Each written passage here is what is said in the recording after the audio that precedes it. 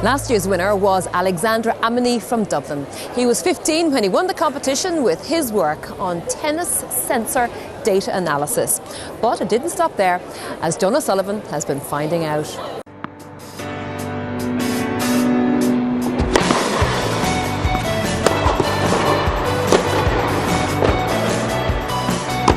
Succeeding at the BT Young Scientist competition is all about hard work, and no one exemplifies this more than last year's winner Alexander Amini.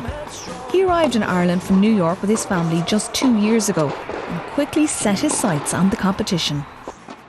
It was really something that came to me like overnight, because I play a lot of tennis, and it was just the idea of trying to create a system to help tennis players, because coaching can be so expensive. It's something that is such a luxury for tennis athletes. So to have something like a program that can provide real-time feedback, unbiased feedback to an athlete in real time is just a necessity for every tennis athlete to have. Alexander has been playing from a very early age, so it probably wasn't surprising he chose to incorporate it in his project. My whole family plays tennis, actually. So I have 2 sisters and 1 brother. We all play tennis. My dad started us to play tennis, and he's been all of our coach. So my project is just a motion refinement and recognition system. So I toned my project for tennis in specific, but what it does is just recognizes the type of motions that the athlete or person is performing, and then tries to provide feedback on how to improve these motions. Alexander used the facilities here at Tennis Ireland in DCU for his project, as their courts can be filmed from several different angles from cameras located high on the walls. Alexander used the raw data from tennis sessions played here to write his own computer program, which can interpret how good your tennis swing is from the signals sent from a motion sensor worn on the wrist. He used 13 different computer languages to write the software, and unsurprisingly, wowed the judges. The BT Young Scientist and Technologist of the Year 2011 is Alexander Amini from Castlelock College in Dublin! This, I have to say, is one of the best ones we've ever seen.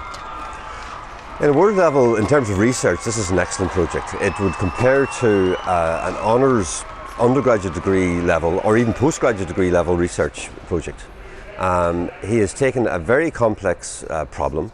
He's applied very complicated techniques to try and solve the problem, and he's brought it to completion. It's a really good piece of work. And it has an immediate practical application. As a tennis coach myself, it's fantastic to have this tool to use with tennis players to help them develop their strokes and to analyse the strokes. So it's an incredible discovery, and he's done very well with it, yeah. Of course, it didn't end there. Alexander's project was automatically entered into the European Union contest for young scientists, and again, won first prize. It was 4 or 5 days, and the atmosphere in the exhibition was also incredible, because you have top competitors, they're winners of their national competition, all coming together to compete. Again, that is just being recognized for something like that you pour your heart and soul into, working on it so constantly. To be recognized for something like that is just a huge honor. Of course, everyone at his school in Castlelock College couldn't be prouder. From the first day he arrived until this very moment, he's been just top class.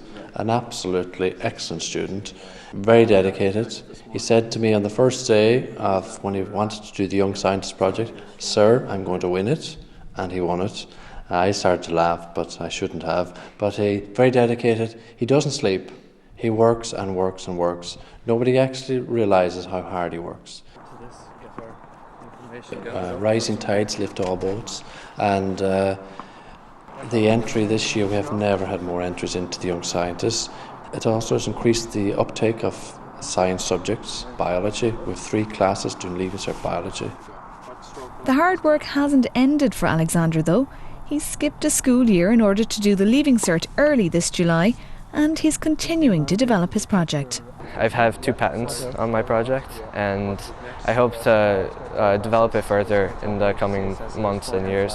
It's applicable to tennis, but also a wide range of other fields. So I'd love to start testing on things like medical applications and sports rehabilitation, medical rehabilitation, things like this. I think it has much more application than something like tennis. Congratulations once again to Alexander, and we wish him the very best for the future.